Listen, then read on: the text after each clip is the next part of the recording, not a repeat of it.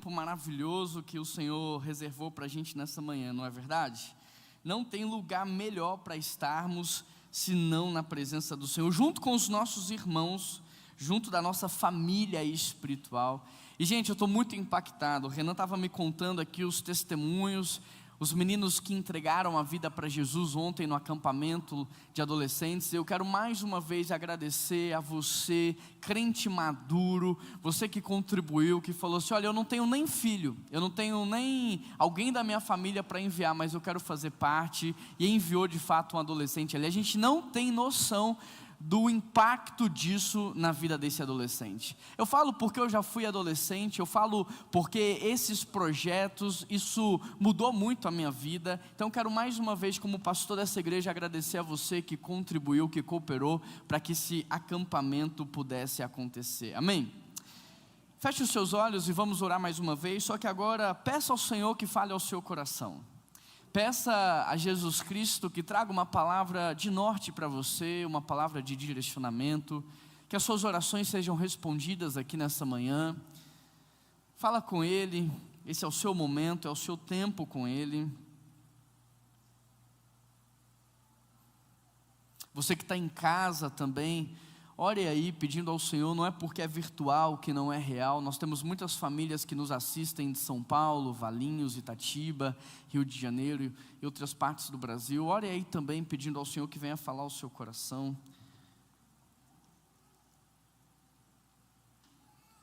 Deus, nós queremos pedir ao Senhor que venha trazer uma palavra viva e poderosa aos nossos corações. Nós queremos pedir ao Senhor que essa palavra ministrada aqui não seja uma palavra puramente humana. O seu instrumento nessa manhã, Deus, é um ser humano, mas nós queremos uma palavra que venha do seu coração. Nós queremos pedir com muita humildade, Pai, que o Senhor olhe para nós nessa manhã, olhe para a sua igreja, para o seu povo, para a sua noiva, para a sua família, olhe para cada pessoa que aqui está, e que o Senhor, por causa da sua graça e da sua misericórdia, venha nortear as nossas vidas. A verdade é que nós não merecemos, Pai, nós somos infiéis, muitas vezes desonramos ao Senhor, mas por graça e misericórdia, traga direcionamento, Pai, nos socorra mais uma vez, nos ajuste na Tua presença mais uma vez, e em nome de Jesus que nós oramos, em nome de Jesus que nós pedimos ao Senhor essa bênção, para que a Sua palavra ecoe nos nossos corações. E toda a igreja diz: abra sua Bíblia comigo em Tiago, capítulo 3.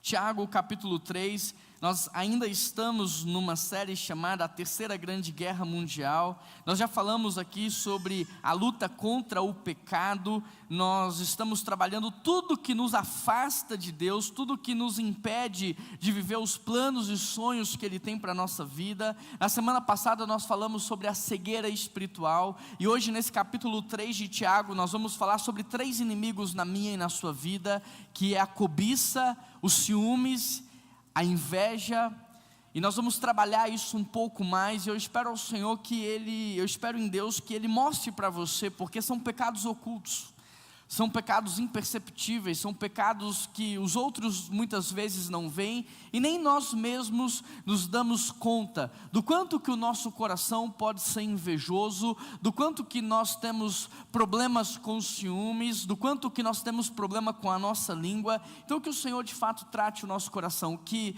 escutar essa palavra seja como olhar para o espelho, e que nós possamos ajustar as nossas vidas diante da palavra do Senhor. Quando eu olho para Tiago, capítulo 3, o verso 1 já começa dizendo assim: meus irmãos, não sejam muitos de vocês mestres, pois vocês sabem que nós, os que ensinamos, seremos julgados com maior rigor. Permaneça com a sua Bíblia aberta, nós vamos percorrer todo o capítulo, mas o primeiro aprendizado que eu tiro aqui, se você está anotando, anote mesmo, para que você venha reter mais, aprender mais, para que você possa recorrer a essa mensagem ao longo da semana. O primeiro aprendizado que eu tiro aqui é: não almeje aquilo que você não pode suportar.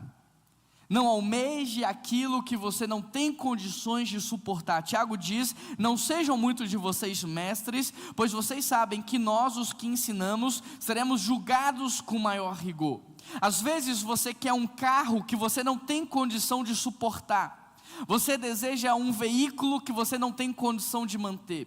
Às vezes você quer uma casa que você não tem condição de manter ou dar a manutenção devida àquela casa. Sabe, o que eu aprendo na vida é que não basta ter condições para ter, você precisa ter condições também para manter. E aqui Tiago está dizendo, cuidado com a cobiça do seu coração.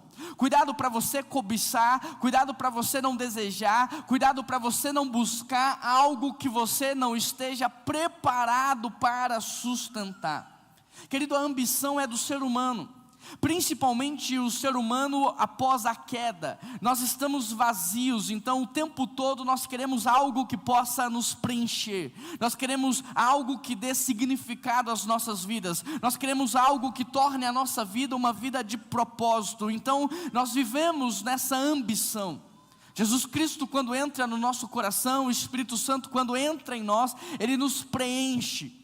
Ele nos satisfaz para que nós não nos movamos mais pela falta, pela escassez, pelas propostas, mas é bem verdade que a ambição é uma característica humana. Mas nós precisamos ter cuidado, porque às vezes eu quero um carro, eu quero ter um veículo que eu não consigo manter a manutenção, eu não consigo manter o IPVA, eu não consigo manter o combustível. Eu quero ter uma casa, mas eu não paro para pensar na manutenção que essa casa exige. Eu estou no apartamento e eu falo, não, eu vou para uma casa, mas eu não paro para pensar que uma casa, ela necessitará de pintura externa, de um cuidado com o telhado, com calha, o que um apartamento não exige de mim. Às vezes eu quero uma promoção no trabalho, eu quero ser promovido, mas eu não estou preparado para suportar este novo nível de pressão, de responsabilidade que será colocado sobre mim. Às vezes eu quero me envolver num determinado movimento, mas eu não tenho nem tempo para aquele movimento. Então Tiago está dizendo, cuidado. Não almeje algo que você não esteja pronto para suportar. É como alguém que acaba de entrar na academia e ele vai lá pela sua primeira vez e coloca 100 quilos de cada lado da barra. Ele deita e ele vai levantar aquela barra, os seus braços vão quebrar. Ele vai ter problema, ele vai lesionar as suas articulações, os seus nervos, porque ele não está pronto para suportar todo aquele peso. E Tiago está dizendo, olha, você precisa reconhecer hoje as suas limitações. Você precisa olhar no espelho e fazer uma reflexão. Eu estou pronto para suportar? Eu estou me preparando para isso? Ou eu devo permanecer aqui me movimentando, trabalhando para que eu acesse esse novo nível na minha vida? A verdade, querido, é que você não pode estar estagnado, você não pode decrescer, mas o seu avanço tem que ser um avanço progressivo. Da mesma forma que na academia você vai aumentando o peso de maneira progressiva, na vida também você vai aumentando a sua responsabilidade de maneira progressiva. De modo que antes de você que está aqui me ouvindo desejar, ambicionar ser pai, você precisa ambicionar e desejar ser um grande homem. Um homem de caráter, um homem irrepreensível. Você que está aqui me ouvindo, antes de sonhar com a maternidade, sonhe primeiro em ser uma mulher sábia, uma mulher que tem palavras de sabedoria, que tem equilíbrio emocional, de modo que aqueles que estão casados também, antes de ambicionarem a maternidade e a paternidade, sonhem em ser um bom marido. E uma boa esposa percebe a progressão do crescimento, a progressão da sua maturidade. Antes de você ambicionar ser um grande líder, ambicione ser um grande liderado. Antes de você ambicionar um cargo de gerência, um cargo de coordenação, de diretoria, ambicione ser um profissional que resolve os problemas da sua empresa. O seu crescimento precisa ser progressivo.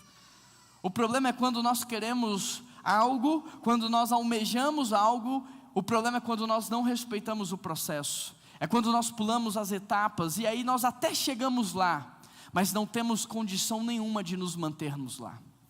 Muitas pessoas se casam, poucos se mantêm casados.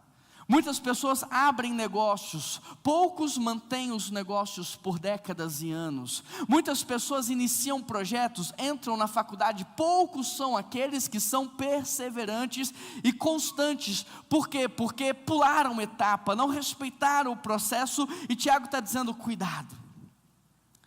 Querido, o nível da sua exposição, presta atenção nisso, precisa ser coerente com o nível do seu preparo. O nível da sua exposição tem que ser coerente com o nível do seu crescimento. O nível ou a velocidade em que você cresce para fora tem que ser proporcional à velocidade em que você cresce para baixo. Uma planta que cresce mais para cima do que cresce para baixo, ela vai tombar. Uma árvore que não tem raiz, na primeira tempestade será derrubada. Tiago está dizendo, cuidado, porque nós, os que ensinamos, cuidado, porque nós, aqueles que estamos expostos na sociedade, nós seremos cobrados com maior rigor. Você que é marido, você que é esposa, você sabe que você está sendo cobrado ou cobrada com mais rigor do que no tempo em que você era solteiro. A responsabilidade é muito maior. Você que é pai, você que é mãe, sabe que o seu nível de responsabilidade hoje é muito maior do que no tempo em que não tinha filhos. Você que foi promovido recentemente na empresa, você sabe que o nível da sua responsabilidade aumentou. Então, ao invés de ambicionar um crescimento exponencial ou uma exposição exponencial, ambicione primeiro crescer para baixo. Fundamentar sua vida na rocha, estar bem estabelecido, desenvolver maturidade, equilíbrio emocional e caráter, porque quando eu olho para a Bíblia, eu vejo tantos homens e mulheres que caíram, não porque o inimigo venceu, mas porque não deu atenção ao crescimento espiritual. Sansão, um homem que foi levantado por Deus para ser um juiz, um grande líder, um homem de autoridade, foi derrubado pelas suas próprias potencialidades, porque ele cresceu mais na potencialidade do que no seu caráter. Tiago está dizendo, cuidado, não ambicione aquilo que você não pode suportar. Nós cristãos, queridos, nós erramos muito mais fazendo a coisa certa do que a coisa errada. Cuidado com a sua ambição. O que Tiago está dizendo é cuidado com a motivação do seu coração, cuidado com as suas intenções, porque nós já estamos de certa maneira meio que alertas com as coisas erradas dessa vida. Então nós erramos pouco fazendo errado, mas temos errado muito fazendo a coisa certa. Pastor, como assim? Como que alguém pode errar fazendo a coisa certa? Sabe como? Fazendo a coisa certa pela motivação errada, fazendo a coisa certa com a intenção errada no coração. E Tiago está dizendo, cuidado, só almeje aquilo que você está pronto para sustentar, só almeje aquilo que você está pronto para manter, só almeje aquilo que você está pronto para suportar. Amém, igreja? Vocês estão comigo até aqui? Glória a Deus. A segunda coisa que eu aprendo aqui nesse texto é: alinhe o seu padrão mental. Se você tem que almejar aquilo que Deus tem para você e não aquilo que você não está pronto para ter, então, em segundo lugar, agora alinhe o seu padrão mental àquilo que Deus quer fazer. Ajuste o seu padrão mental àquilo que Deus tem para você. Tiago diz assim no versículo 2: todos tropeçamos de muitas maneiras. Se alguém não tropeça no falar, tal homem é o quê? Eu faço isso para beber água, se você não me ajuda. Tal homem é o quê? Sendo também capaz de dominar todo o seu corpo. Se você observar, Deus não nos deu responsabilidade sobre todos os nossos órgãos. Sim ou não? Você está aí ditando para o seu coração, bate? Não esquece de bater. Você está dizendo para o seu pulmão funcionar? Respira, para. Você está dizendo para o seu rim agir? Não. Deus não nos deu responsabilidade sobre todos os nossos órgãos, mas sobre alguns sim. E Ele nos deu responsabilidade sobre a nossa visão. Nós podemos escolher aquilo que nós vamos enxergar. Ele nos deu responsabilidade também sobre a nossa audição. Você pode escolher aquilo que você vai ouvir. E Ele nos deu responsabilidade também sobre o nosso falar, sobre a nossa língua. E em relação à língua, o que o Tiago está dizendo é o seguinte: ela talvez é de todos os órgãos do seu corpo o mais difícil de controlar. Verdade ou não é? A gente não precisa ser médico para saber disso. É uma verdade.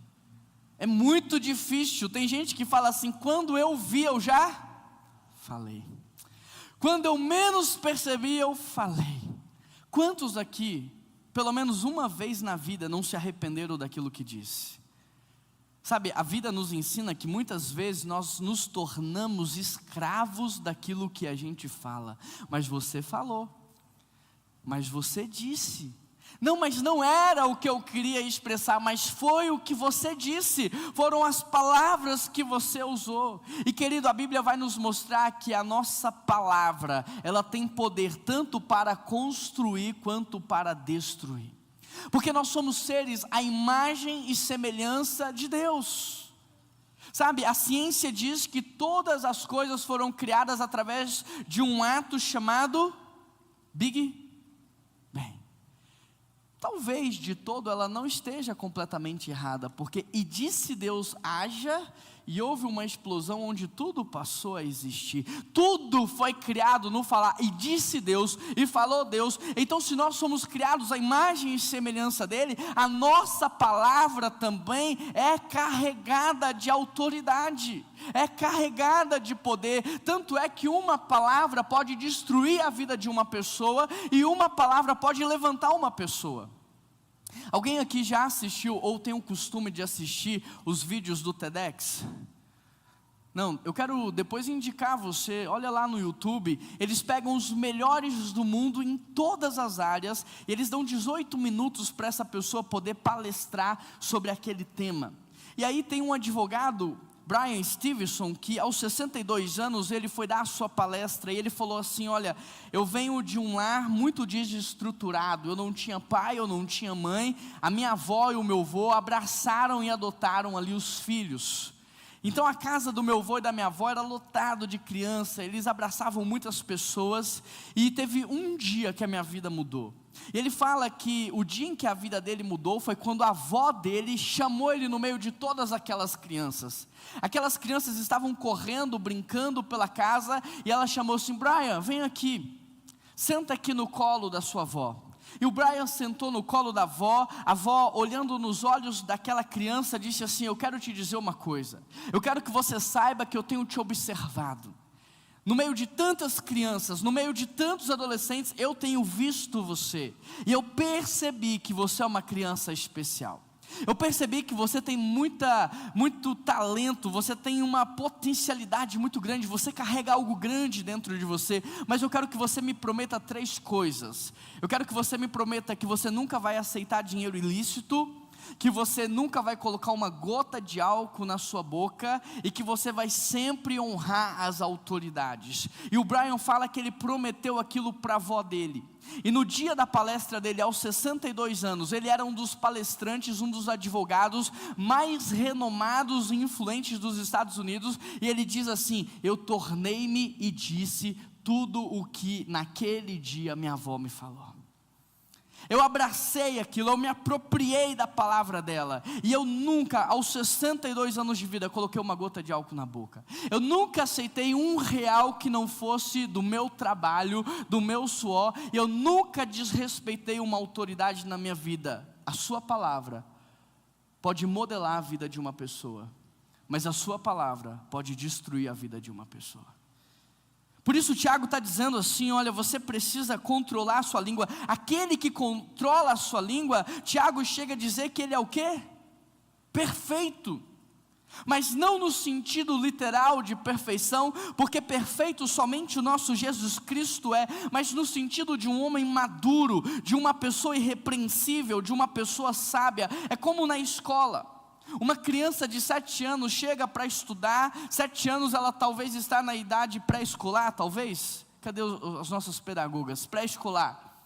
E ela chega ali dominando álgebra. Já imaginou, Bruninha?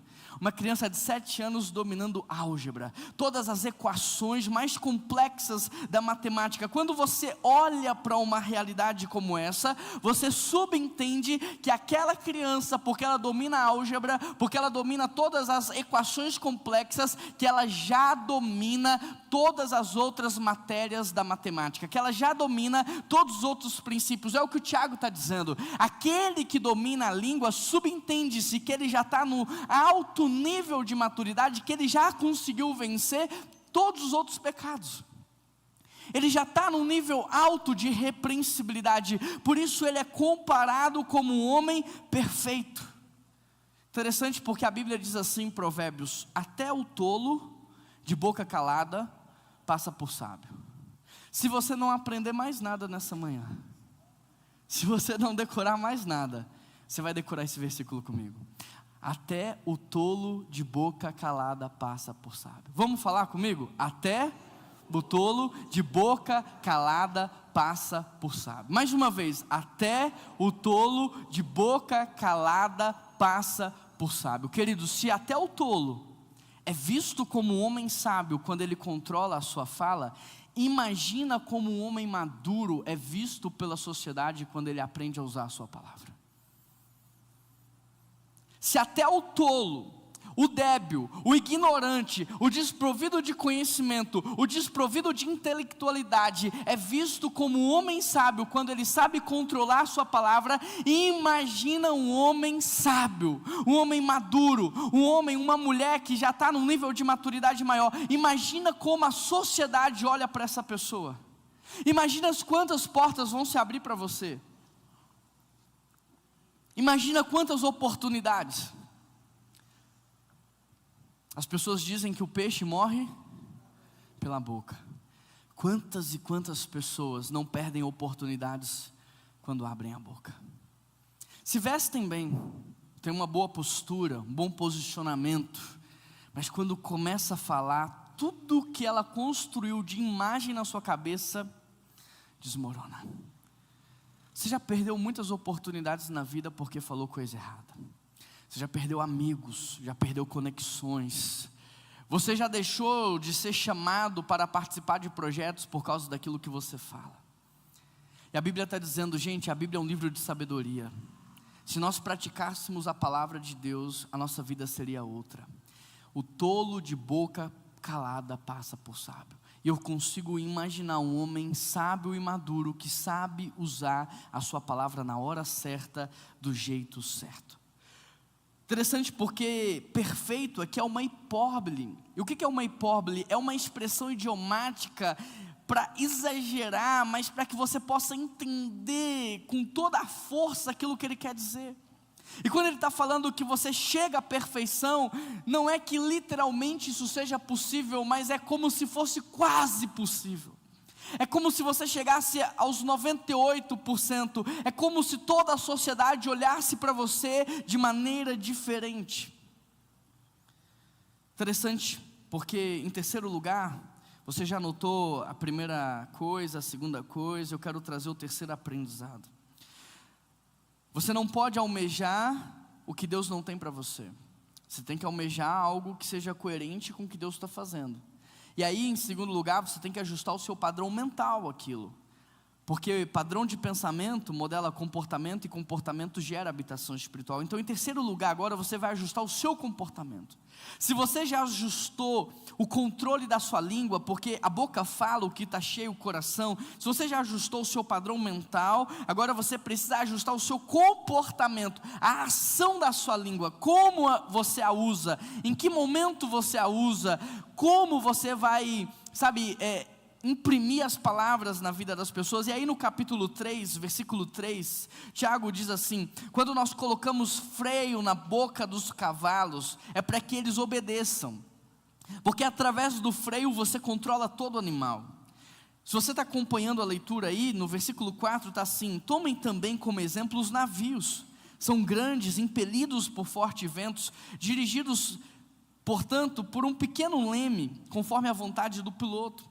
Aí você pode continuar a leitura no verso 5, dizendo assim: semelhantemente também, a língua é um pequeno órgão do corpo, mas que se vangloria das grandes coisas. Vejam como um grande bosque pode ser incendiado por uma simples fagulha. Versículo 6, assim também é a língua, ela é fogo em um mundo de iniquidade. Ela coloca fogo entre os membros do corpo, contamina a pessoa por inteiro, incendeia todo um curso de uma vida, sendo ela mesma incendiada pelo inferno.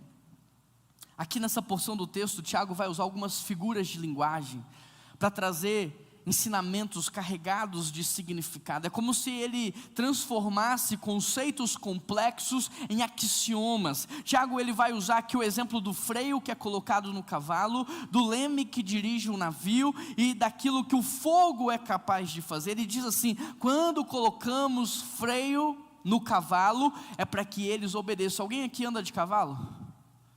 Acho que o Breno anda, né, Breno? Alguém aqui anda de cavalo? Como é que você controla o cavalo? Aquela força toda. A gente fala que um carro tem tanto de cavalo, por quê? Porque o cavalo remete à força. Como é que você pilota um cavalo? Como é que você dirige ele? Através daquele freio. Aquele freio faz com que toda aquela impetuosidade do cavalo seja direcionada da forma certa.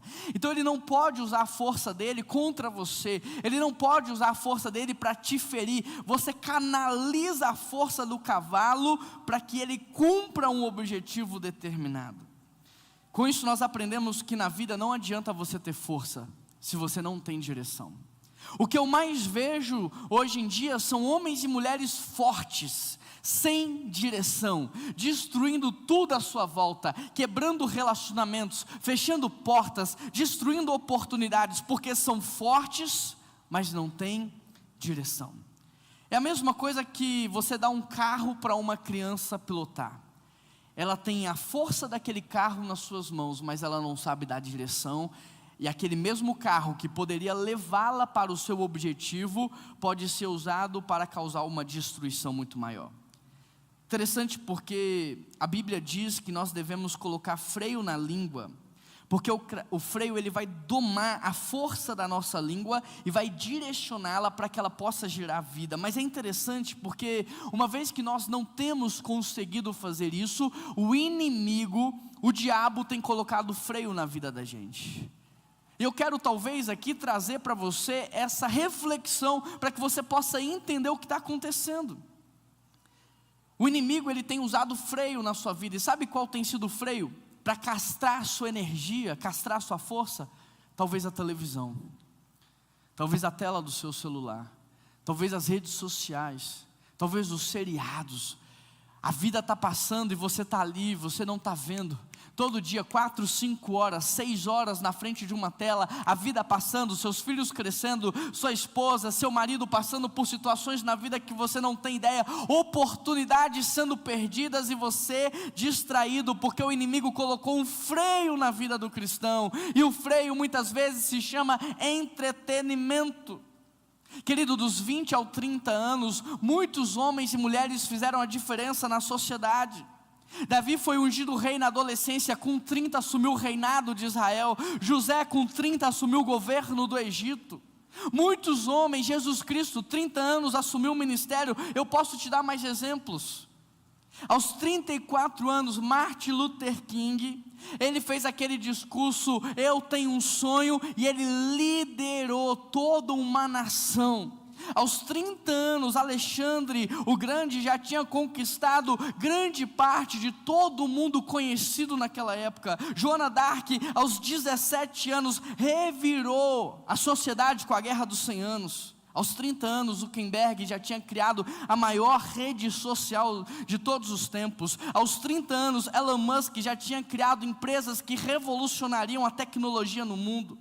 Aos 30 anos, Napoleão foi um grande general e teve sucesso em modelar a cultura europeia. Aos 30 anos, Gandhi se estabeleceu como líder dos direitos civis de toda a África do Sul. Aos 30 anos, Mandela era um líder no Congresso Nacional Africano. Aos 30 anos, Steve Jobs já tinha lançado a sua marca, a Apple, que hoje é líder campeã no mundo inteiro quando se fala de tecnologia de fácil acesso. E eu não estou te dizendo tudo isso para você ficar triste. Eu não estou falando isso para você ficar aqui abatido. Eu estou falando isso para você acordar, porque a única diferença entre você e essas pessoas é que elas não estavam distraídas. É que elas tinham uma causa, e essa causa era tão forte no coração delas, que tiravam ela de cima de um sofá, que tiravam elas de cima de uma cama, que não permitia essas pessoas gastarem tempo na frente de uma televisão. Essa é a única diferença. Elas têm a mesma quantidade de horas que eu e você temos. Todos nós aqui temos as mesmas 24 horas por dia. E uns aqui conseguem criar muito, impactar muito, ser muito relevante, outros não. Mas porque tudo tem a ver com como você está imprimindo a sua força. Deus te deu força para fazer a diferença, mas tem muita gente aqui que está gastando a sua força no videogame. Era para você lutar com a força do seu braço, você está lutando com um personagem numa tela que não vai mudar a vida de ninguém. Nós precisamos acordar. E aqui Tiago está dizendo, olha, da mesma forma que o inimigo consegue colocar freio na sua vida, te entretendo, você precisa criar estratégias para colocar freio na sua língua. Eu quero te dar algumas dicas para que você aprenda a domesticar, a controlar a sua língua. E a primeira dela é escuta ativa. Para você não falar o que não deve, para você não ser precipitado no falar, para você não errar, aprenda a escutar. Muitos aqui escutam já pensando na resposta que vai dar.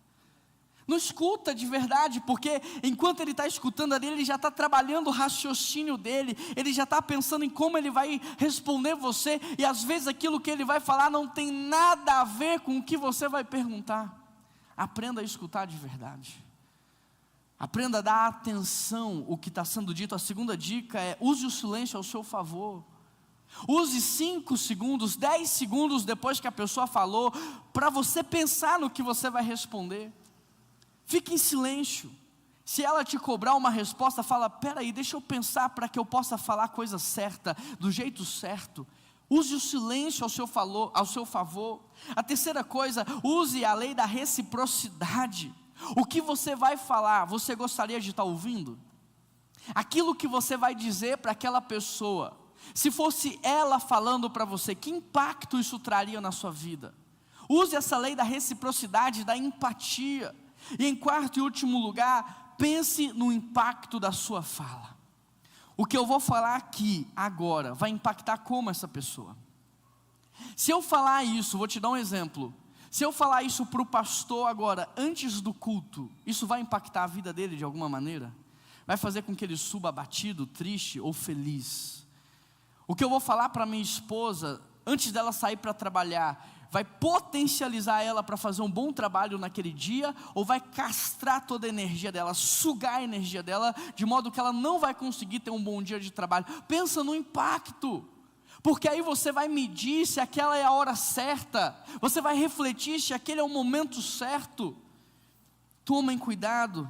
Ele vai usar agora o exemplo dos navios no verso 4. A construção que Tiago está fazendo é o seguinte: aprenda não só a controlar a força, mas a dirigir a força, porque um navio é grande, um navio é forte, um navio é capaz de carregar muitas pessoas. Então ele está dizendo assim, aprenda a controlar a força do cavalo, mas da direção, como um navio tem direção.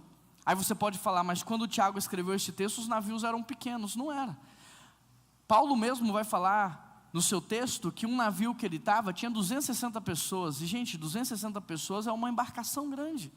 Um navio carrega carga, um navio carrega pessoas, e o navio consegue ter direção, inclusive no meio das tempestades. O que Tiago está dizendo é, aprenda a controlar a sua língua, a usar a força dela na direção certa, porque nós somos como esse navio. E o leme dirige a nossa vida, a língua dirige a nossa vida. Pela língua nós fazemos amizades, pela palavra nós nos conectamos com pessoas, pela palavra nós podemos permanecer num ciclo de sofrimento ou sair dele, porque reclamação vem de repetição, e clamação de clamor. Quando você usa a sua língua para reclamar, você fica clamando por mais sofrimento. Então você pode usar a sua língua para sofrer ou para sair do sofrimento, porque gratidão é a semente do mais. Tudo está aqui diante de você. Pela sua língua você quebra um relacionamento, pela sua língua você se conecta com uma pessoa. Sem leme, uma embarcação é jogada de um lado para o outro. Sem leme, uma embarcação ela fica à deriva. E tem tanta gente que, porque não controla a língua, está dando volta em círculos, não sai do lugar, jogado de um lugar para o outro, porque não controla a língua. Versículo 5: semelhantemente a língua é um pequeno órgão do corpo. Vejam como um grande bosque pode ser incendiado por uma fagulha. Querido, a sua língua pode incendiar, a sua língua pode colocar fogo, a sua língua pode queimar, pode destruir, ou pode empolgar as pessoas. Martin Luther King, mais ou menos em 34, ele usa a sua língua, lá em 1963, para incendiar 200.000 pessoas, e se tornar um líder revolucionário. As pessoas estavam impactadas por aquilo que aquele homem estava falando. Mas ao mesmo tempo, de um outro lado, e nós visitamos algumas semanas atrás em Israel, o Museu do Holocausto, você tem ali o quê? Uma figura emblemática chamada Hitler, que as pessoas declararam, e os historiadores escreveram, que quando aquele homem falava, as pessoas ficavam eletrizadas, mas que usou o seu poder da fala para colocar fim em milhões e milhões e milhões de vidas.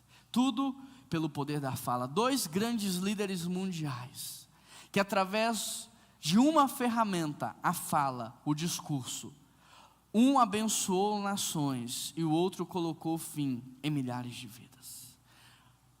Olha para a sua vida agora e reflita um pouco.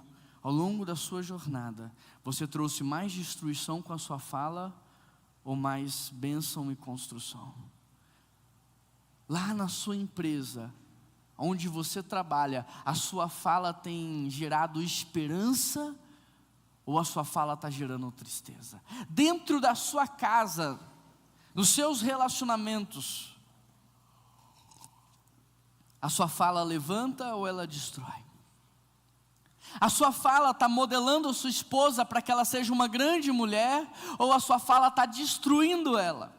A sua fala está alavancando a vida do seu cônjuge, do seu marido, ou a sua fala está destruindo quem ele é? Pela sua fala, os seus filhos terão uma saúde emocional ou serão desequilibrados, inseguros, porque você sempre trouxe palavras de condenação? Você nunca vai ser ninguém na vida, você nunca vai conseguir, você é burro, você não consegue, você não é capaz. Como você está usando a sua palavra?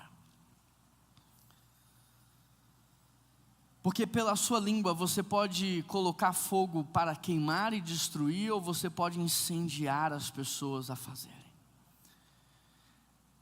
Nós, como homens, líderes, sacerdotes, pastores dos nossos lares, deveríamos usar a nossa fala para construir, para modelar.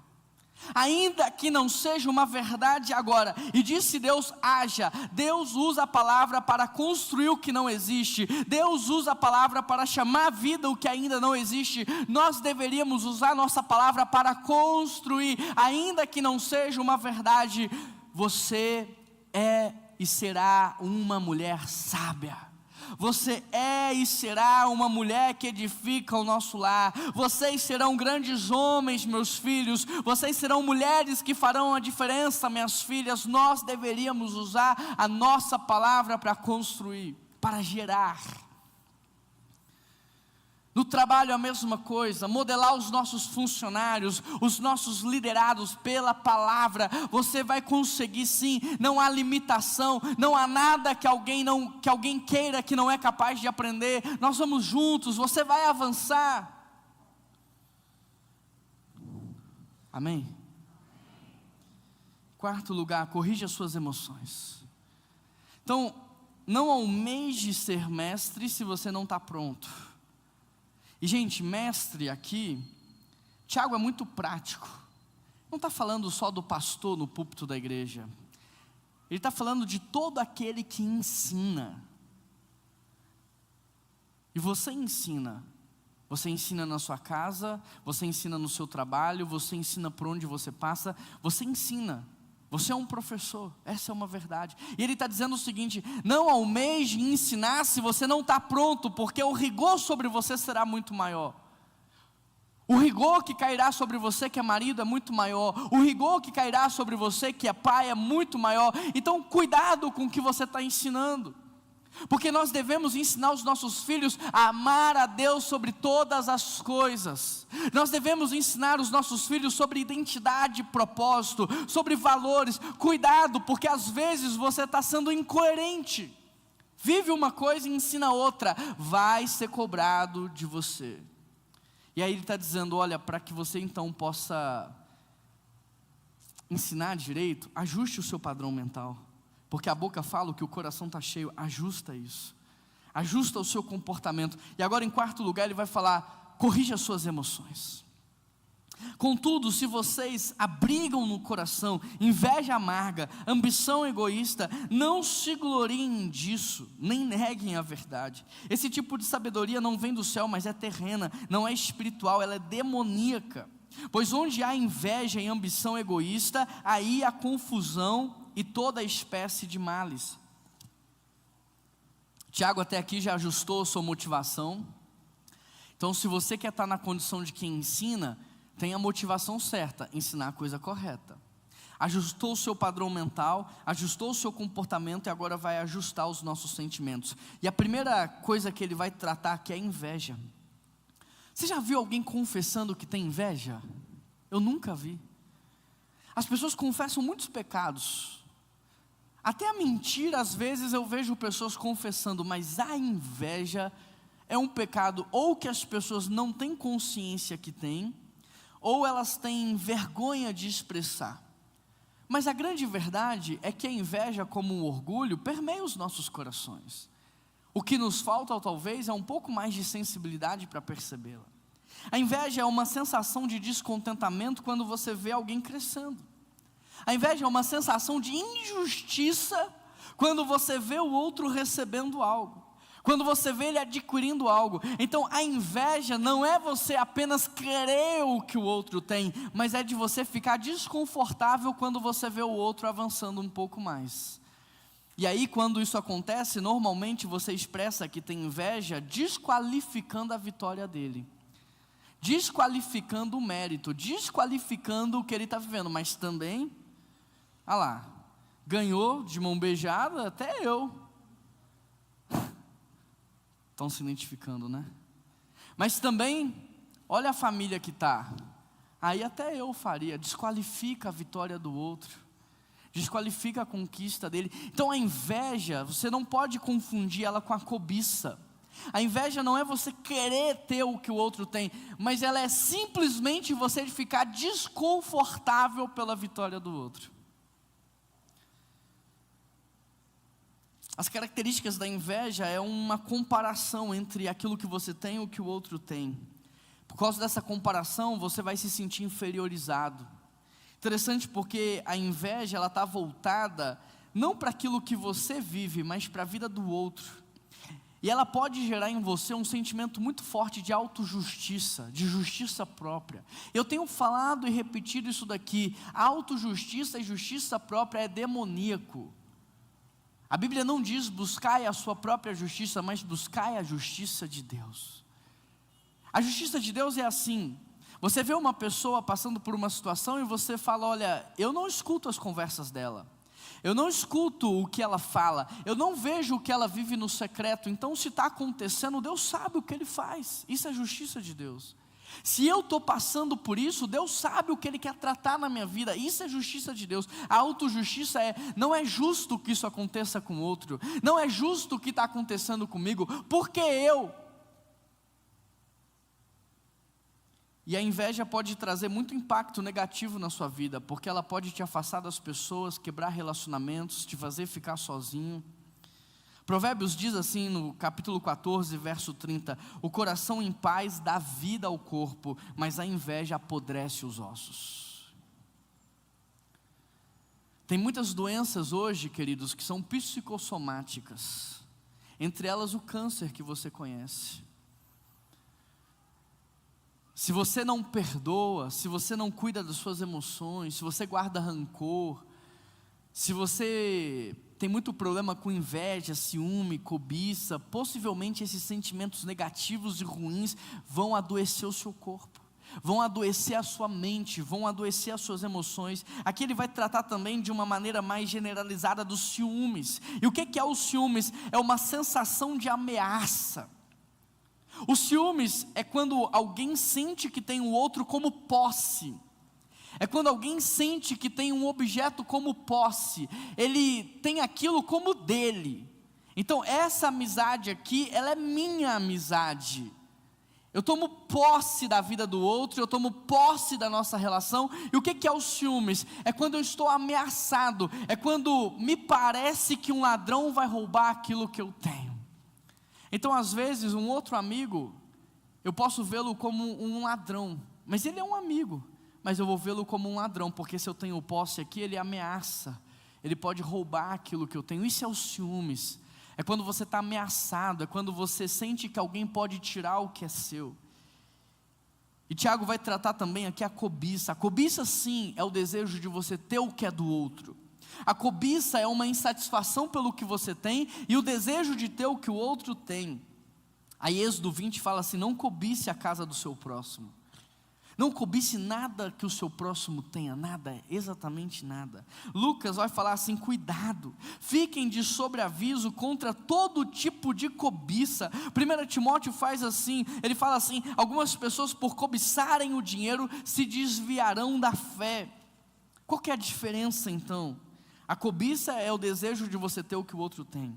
A inveja é um descontentamento diante da vitória do outro. E o ciúmes é o medo de alguém roubar aquilo que você acha que é seu. Mas a verdade é que nessa vida nós não somos donos de nada, nem de coisas e nem de pessoas. Veja então o que Tiago diz: vocês que abrigam.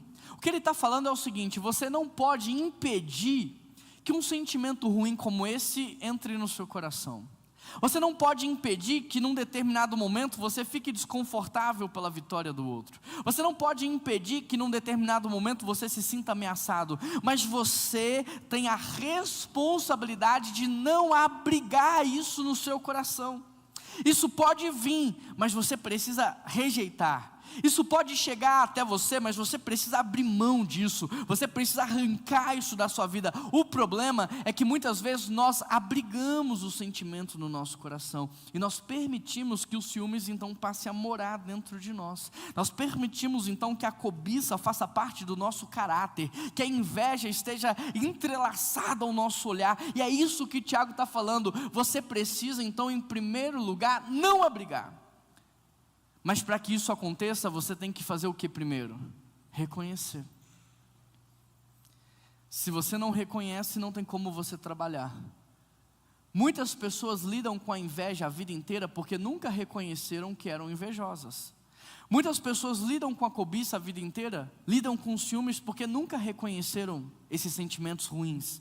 E aí eu pergunto para você nessa manhã: você se identificou com algum desses sentimentos? Você percebeu que em algum momento da sua vida esses sentimentos eles estavam em você? Eles continuam aí, mesmo que escondidos, mesmo que inativados, mesmo que sem capacidade agora de atuação, eles estão aí, você precisa reconhecer. Porque somente se você reconhecer, será possível você trabalhar. Será possível você dar liberdade para o Espírito Santo agir. E em terceiro lugar, você precisa, para tratar essas coisas na sua vida, lembrar quem você é. Quem você é? Qual é a sua identidade? Você precisa lembrar do seu propósito, sabe por quê? Porque quando eu lembro da minha identidade e do meu propósito, eu não vou invejar o cara que tem a casa na praia. Porque eu sou filho de Deus e o meu propósito é ser pastor no domingo. No final de semana é o que eu mais trabalho. Eu vou invejar sua casa na praia porque se não tem a ver com o meu propósito de vida ficar indo na praia todo final de semana. Aí eu já resolvo isso dentro de mim. Sabe, tem coisas que não tem problema você ter, mas que não faz parte do meu estilo de vida. Tem coisas que não tem problema você viver, mas que não tem a ver com aquilo que Deus está fazendo na minha vida. Então quando eu lembro a minha identidade, quando eu lembro o meu propósito, quando eu trago a memória para onde eu estou indo, então algumas coisas na minha vida são bem resolvidas. Pois onde há ambição egoísta, há confusão e toda espécie de males. Querido, a inveja, os ciúmes e a cobiça gera muito problema para a gente. Gera ou não gera? Gera ou não gera, igreja? Ou se gera. Você quer continuar colhendo isso na sua vida? Você quer continuar passando por isso na sua vida? Então permita que o Espírito Santo nesse culto atue no seu coração. Permita que o Espírito Santo de Deus, que tem poder para fazer o que você não pode, que tem poder para fazer o que você não consegue, que tem poder para tirar o que você está entregando, possa trazer cura para as suas emoções. E em quinto e último lugar, eu já quero chamar aqui a nossa equipe de ministração. Busque a sabedoria que vem do alto. Versículo 17, para a gente fechar. Mas a sabedoria que vem do alto é antes de tudo pura, depois pacífica, amável, compreensível, cheia de misericórdia e de bons frutos, imparcial e sincera. O fruto da justiça semeia-se em paz para os pacificadores. Vamos ler esse texto juntos, para entronizar na nossa mente, no nosso coração, e já modelar a nossa vida. Versículo 17, mas a sabedoria é antes de tudo pura, depois pacífica, amável, compreensiva, cheia de misericórdia, de bons frutos, imparcial e sincera. O fruto da justiça semeia-se em paz para os pacificadores. Amém. Amém significa assim seja. O que nós precisamos entender é que a nossa língua é um termômetro da nossa saúde espiritual. A nossa língua mede a nossa temperatura espiritual. A nossa língua mostra para quem está do lado de fora quem a gente serve. A nossa língua mostra para as pessoas não só quem a gente serve, mas o nosso nível de relacionamento com essa pessoa. A nossa língua mostra para as pessoas o quanto nós somos obedientes e submissos ao Espírito Santo, ou quanto nós somos rebeldes.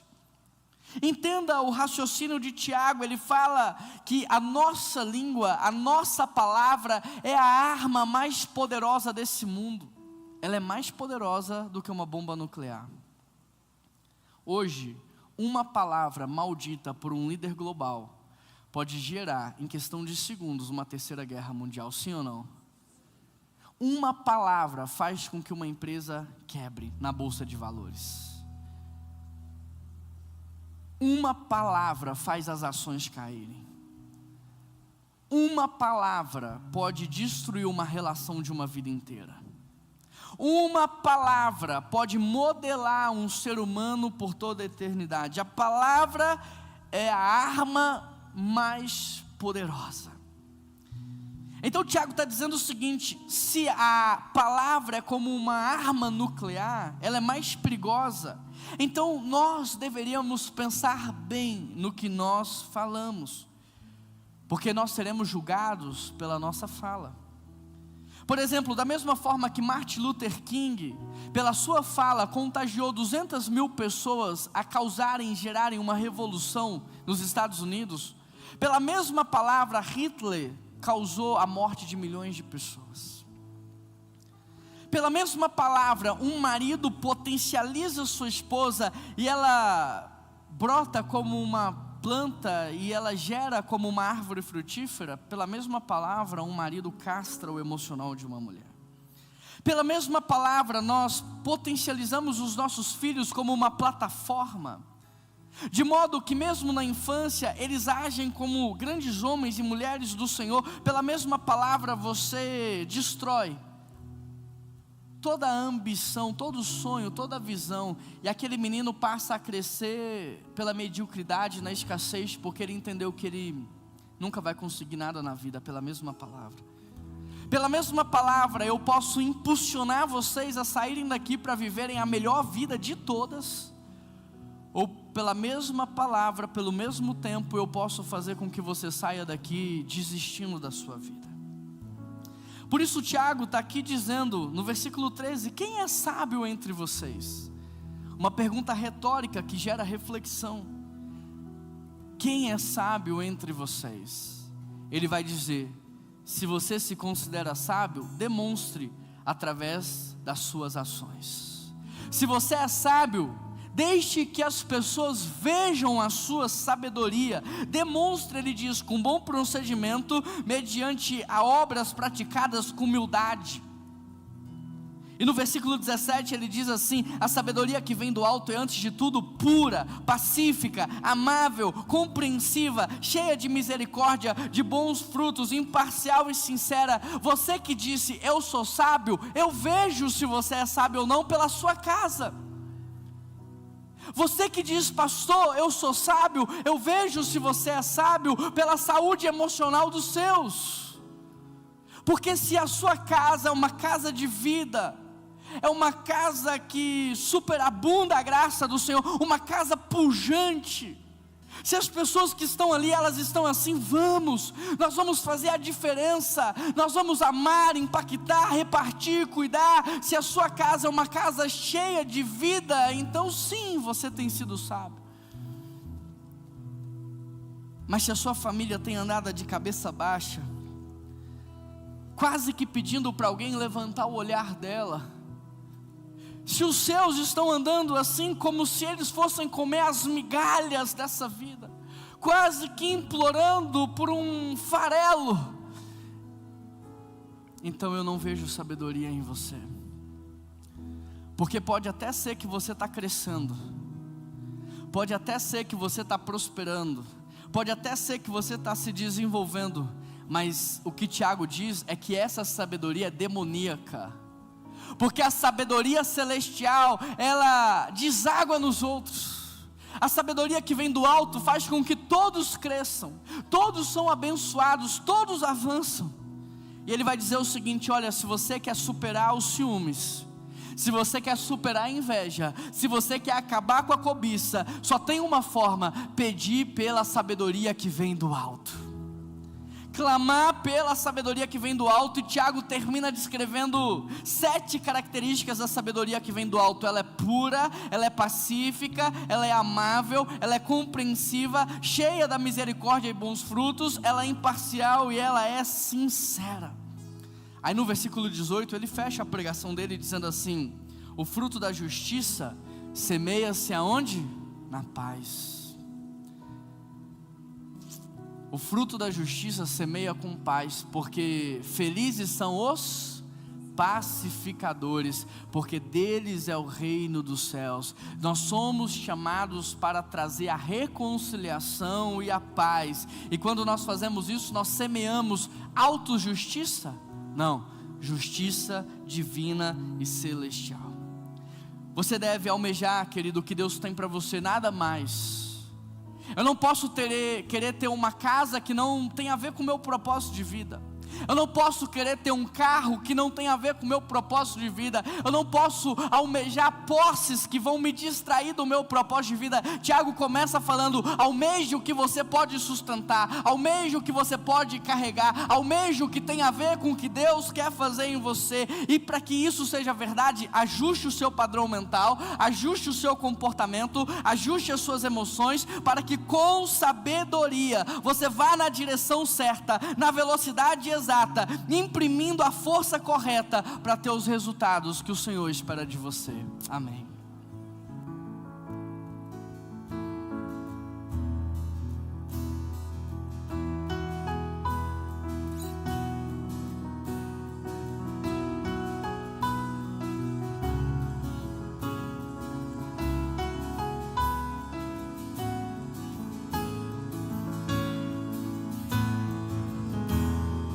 Doce presença, és meu abrigo, meu protetor, em ti confio. Mesmo sem ver, eu posso crer que tua promessa está de se cumprir. Quem sou eu para questionar um Deus fiel? Tu és Deus e tua palavra está de pé.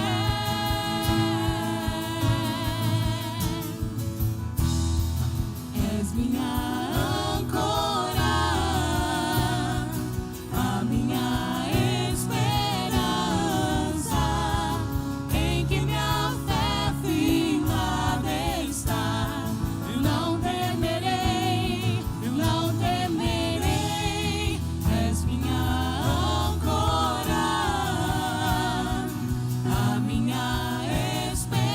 esperança em que minha fé fica.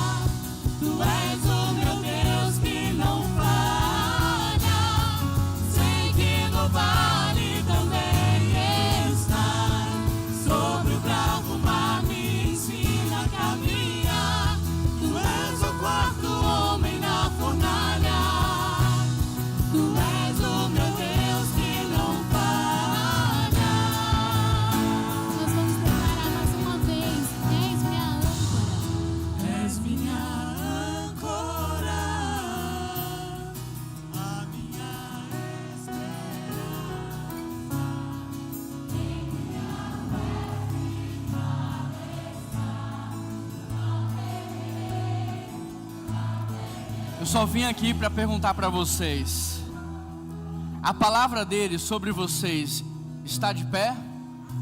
A palavra que ele disse sobre você está de pé? A promessa, a palavra dele sobre a sua vida vai se cumprir? É a palavra dele, não é a minha, não é a sua, é a palavra dele. É a palavra daquele que chama as coisas que não são como se elas já fossem. É a palavra que traz vida ao que estava morto. É a palavra que cura o que estava enfermo. É a palavra que modela. É a palavra que gera. É a palavra daquele que disse: haja, e tudo passou a existir. O que esse Deus disse a teu respeito? O que esse Deus disse a respeito do teu casamento? O que a palavra de Deus diz a respeito da sua vida aqui na terra? Porque o que vai nortear você nessa manhã não é o que você sabe, não é o que você sente, mas é a palavra que já foi declarada sobre a sua vida. E eu quero trazer essa palavra sobre você nessa hora. Não são as minhas palavras. Eu quero declarar aquilo que a palavra do Senhor diz a teu respeito. Quero que você feche os seus olhos e estenda as suas mãos para receber aquilo que o Senhor tem para você.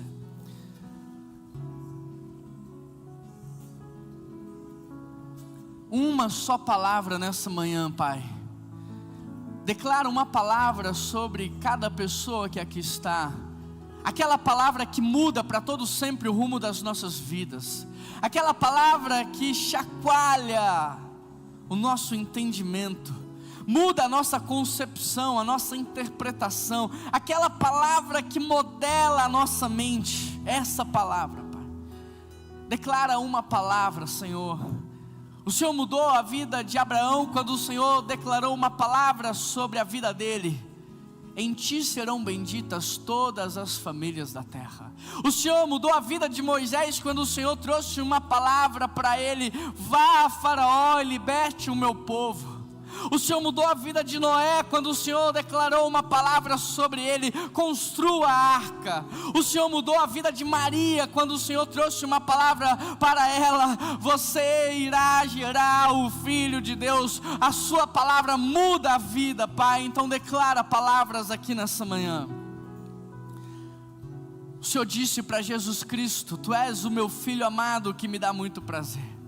Jesus mudou tantas e tantas vidas, declarando palavras para Maria, que estava entristecida após a sua morte e que não conseguia reconhecer aquele como o Messias.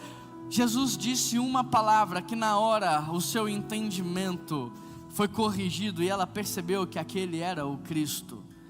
Na palavra, os discípulos do caminho de Emaús foram curados da cegueira. Na palavra, aquele ladrão que estava ao lado de Jesus recebeu salvação. Hoje mesmo estarás comigo no paraíso. Nós precisamos, ó Pai, de uma palavra que restaure a nossa identidade. Nós precisamos de uma palavra que defina o nosso propósito. Nós precisamos de uma palavra que nos dê esperança. Nós precisamos de uma palavra que traga cura às nossas emoções. Uma palavra que possa regenerar todas as células do nosso corpo, trazendo cura aos órgãos que estão falidos, aos órgãos que estão morrendo. Nós precisamos de uma palavra que nos faça sonhar outra vez. Uma palavra que faça o nosso coração transbordar outra vez. Uma palavra que nos faça ter uma vida pulsante. Uma palavra que nos tire da cama e que nos faça viver uma vida de intensidade, intencionalidade. Uma palavra que nos tire de toda a distração. Eu quero declarar sobre todos aqueles que aqui estão as tuas palavras, ó Pai. Palavras de bênçãos. Eu quero declarar a palavra de que cada homem que aqui está é um filho amado de Deus. Você homem, você mulher, vocês não são mais órfãos, vocês não são mais escravos, vocês são filhos e filhas amadas de Deus. Eu quero declarar, Deus, uma palavra de propósito, porque antes de toda e qualquer criação sempre tem o teu sonho. Eu quero pedir ao Senhor que ninguém nunca mais aqui viva pela perspectiva da falta, que ninguém nunca mais aqui se mova pelo vazio existencial, que ninguém nunca mais aqui, Pai, possa viver a ansiedade do futuro, mas que todo mundo aqui saiba o porquê ainda respira, que todo mundo que aqui está saiba o porquê o Senhor ainda os mantém de pé. Qual é a única coisa que cada um aqui tem que fazer? Que nós possamos nessa manhã sonhar os teus sonhos, os teus sonhos, os teus sonhos, porque o Senhor tem planos de paz, planos de nos fazer prosperar.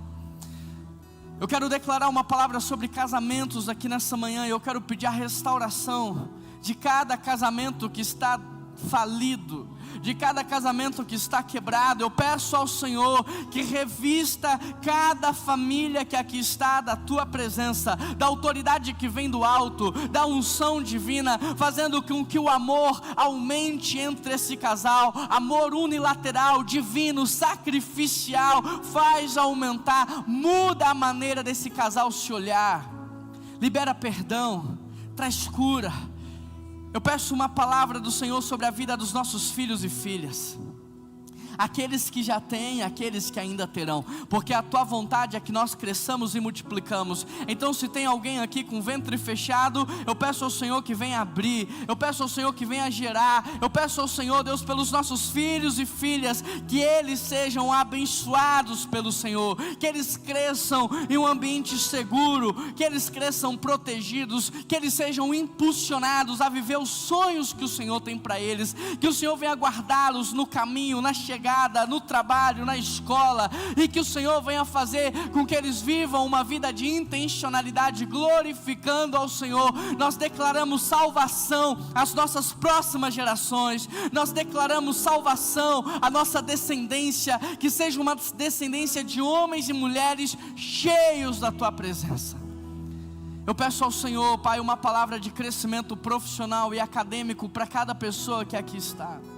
Dá para ela uma abertura de mente, dá para ela, Deus, um crescimento exponencial do seu cognitivo, para que ela possa aprender coisas novas, para que a memória dela seja aprimorada, para que o desenvolvimento dela seja acelerado. Eu peço ao Senhor por crescimento acadêmico, mas também por crescimento profissional. Nos ensine a resolver problemas, nos ajude a ajudar pessoas, nos ajude a potencializar aqueles que estão perto de nós. Eu peço ao Senhor uma palavra também sobre a vida financeira de cada família que aqui está, porque a tua palavra diz: eu nunca vi o justo mendigar o pão. Então, Deus, primeiro nos faça homens e mulheres justos na tua presença, e depois, Pai, nunca deixe nada faltar nos nossos lares e nem nas nossas casas. Que o Senhor nos sustente. A tua palavra diz: a bondade e a fidelidade do Senhor te seguirão. A tua palavra diz: buscar em primeiro lugar o meu reino, e todas as demais coisas vos serão acrescentadas. Acrescenta aqueles que estão buscando a justiça, acrescenta aqueles que são justos aos teus olhos, aqueles que honram ao Senhor com os teus bens. Que o Senhor possa acrescentar sem medidas, para que sejamos financiadores do teu reino nessa terra, Pai. E eu peço ao Senhor uma palavra para que nós possamos viver os melhores anos das nossas vidas, que nós possamos sair daqui nessa manhã com a cabeça erguida, com o coração pulsando,